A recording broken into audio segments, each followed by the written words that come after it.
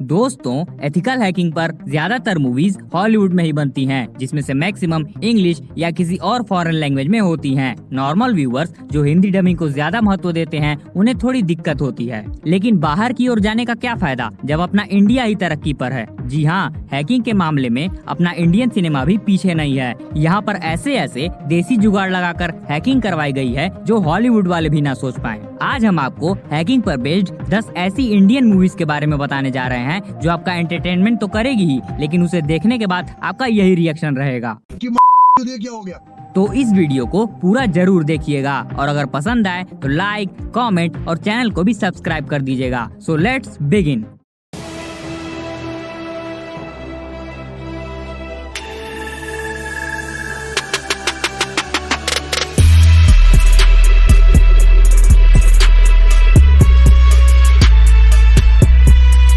Prince, इसके बारे में तो खैर आप सभी जानते ही होंगे, लेकिन शायद ही आपने कभी गौर किया हो कि ये मूवी भी कुछ हद तक हैकिंग पर ही बेस्ड थी। कहानी ये है कि प्रिंस एक चोर है जिसकी माइंड मेमोरी को निकालकर किसी मेमोरी कार्ड की तरह डिवाइस में सेव करके एक सिक्के में डाल दिया गया है। यानी साधारण भाषा में कहा जाए तो उसकी याददाश्त चली गई है। अब वो अपनी मेमोरी को कैसे रिस्टोर करता है, यही इस मूवी में दिखाया गया है। इसे बहुत ही खराब रिव्यूज और रेटिंग्स मिले थे, लेकिन फिर भी एंटरटेनमेंट के पर्पज से ये देखी जा सकती है। इसे सिराज अहमद ने लिखा और कुकी गुलाटी ने डायरेक्ट किया है।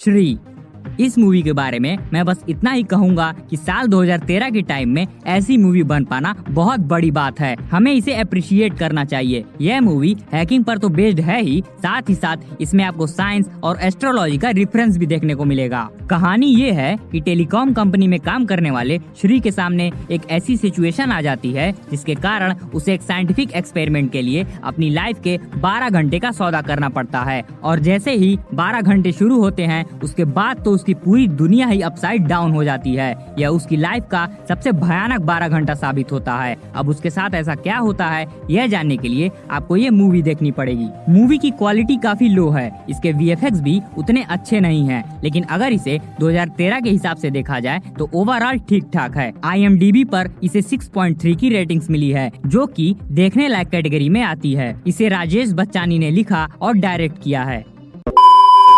Mickey virus.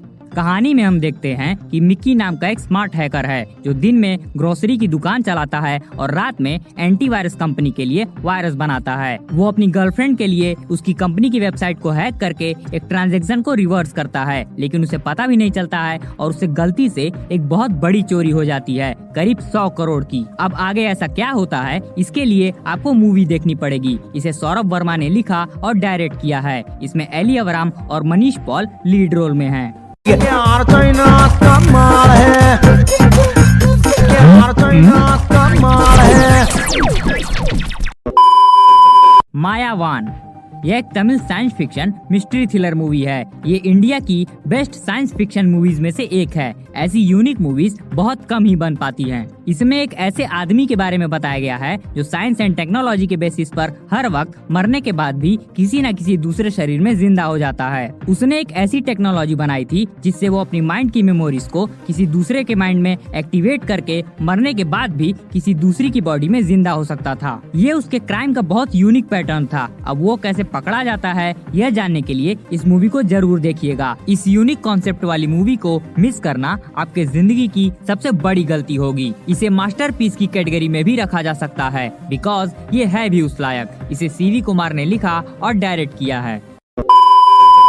स्पाइडर, इस मूवी को तो आप सबने देखा ही होगा, ये बात मैं पूरी गारंटी के साथ कह सकता हूँ। ये महेश बाबू की सबसे पॉपुलर मूवीज में से एक है। इसमें हम देखते हैं कि शिवा नाम का एक IB ऑफिसर एक ऐसा सॉफ्टवेयर बनाता है जिससे लोगों के मोबाइल को ट्रैक करके उन तक मदद पहुंच सके। इसी के द्वारा उसकी मुलाकात एक साइकोपैथ से होती है जो लोगों को बस यूं ही मारता रहता है अपने एंजॉयमेंट के लिए। अब ऐसा क्यों है, इसके पीछे की क्या वजह है और शिवा उसे कैसे पकड़ता है, यही इसमें दिखाया गया है। इसे अगर आपने देख लिया है तो अच्छी बात है, लेकिन अगर अभी तक नहीं देखा है तो देख लीजिए। ये भी एक वर्थ वॉचिंग मूवी है। इसे AR मुरुगदास ने लिखा और डायरेक्ट किया है।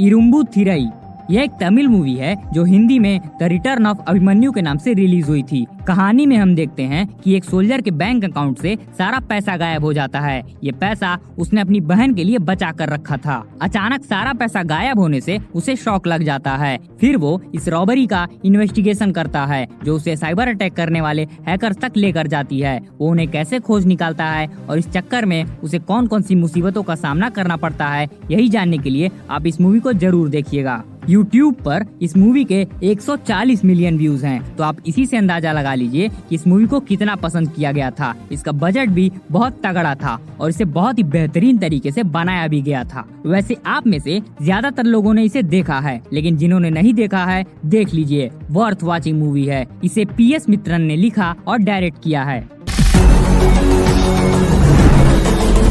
और आप चाहे कितना भी इसे छुपाने की कोशिश कर ले, ये सब आयरन कर्टन है।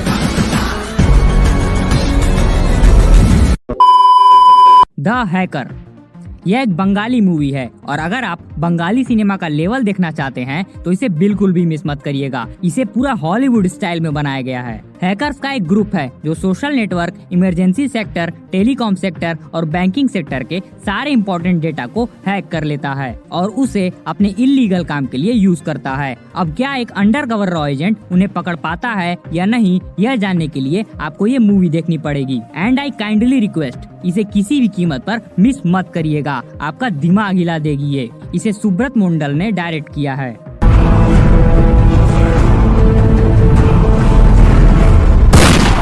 The game is not over.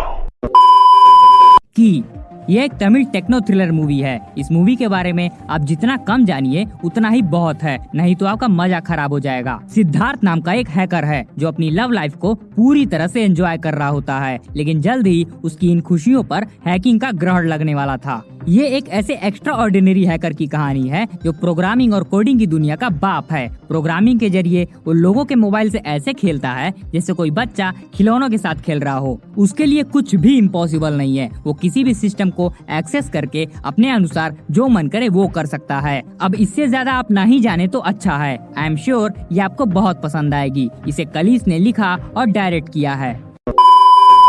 Hacked Bollywood से तो ढंग की हॉरर मूवी बनती नहीं है, एथिकल हैकिंग में भी बेइज्जती करवाने चले आते हैं। यह मूवी 2016 में आई पियर्स ब्रॉसनन की मूवी IT से इंस्पायर्ड है। इसमें दिखाया गया है कि इंटरनेट की वजह से कोई भी इस दुनिया में सेफ नहीं है। प्राइवेसी अब एक मजाक बनकर रह गई है। एक टीनेज लड़का अपने से बड़ी उम्र की लड़की से प्यार करने लगता है। वैसे उसे प्यार कम पागलपन और हवस का नाम दिया जाए तो ज्यादा बेहतर रहेगा। जब उसका प्रपोजल एक्सेप्ट नहीं होता है तो वो पूरी तरह से पगला जाता है और वो उस लड़की की पूरी जिंदगी को हैक कर लेता है। मतलब जो भी चीज इलेक्ट्रॉनिकली और इंटरनेट के द्वारा वर्क करती थी उन सभी चीजों को। अब वो उससे कैसे बचती है यही इस मूवी में दिखाया गया है। सेम यही कॉन्सेप्ट हमें IT में भी देखने को मिला था। वैसे मुझे मजबूरन इस मूवी को लिस्ट में रखना पड़ा। ये बिल्कुल भी उस लायक नहीं है। इसे विक्रम भट्ट ने लिखा और डायरेक्ट किया है।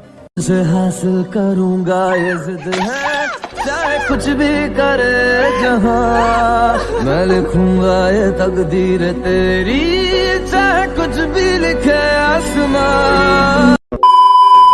चक्र यह एक तमिल मूवी है। इसमें हम देखते हैं कि 15 अगस्त के दिन एक के बाद एक लगातार 50 घरों में चोरी हो जाती है। पूरी पुलिस फोर्स इधर उधर भटकती रहती है लेकिन कुछ पता ही नहीं लगा पाती है। इस केस को हैंडल करने के लिए चंद्रू नाम के एक स्पेशल ऑफिसर को अपॉइंट किया जाता है। इस केस को सॉल्व करते वक्त जो बात निकल कर सामने आती है ना, वो आपका दिमाग हिला देगा। एथिकल हैकिंग कैसे की जाती है ये मूवी आपको अच्छी तरह से समझा देगी। ये one of the best cyber crime movies में से एक है जो काफी यूनिक कॉन्सेप्ट पर बनी थी, इसीलिए इसे बिल्कुल भी मिस मत करिएगा। Must watch. इसे MS आनंदन ने लिखा और डायरेक्ट किया है। अगस्त 15 इंडिपेंडेंस डे, जिस दिन सारा को ढूंढ रहे हैं वो हमारी नजरों को दिखाई नहीं देगा।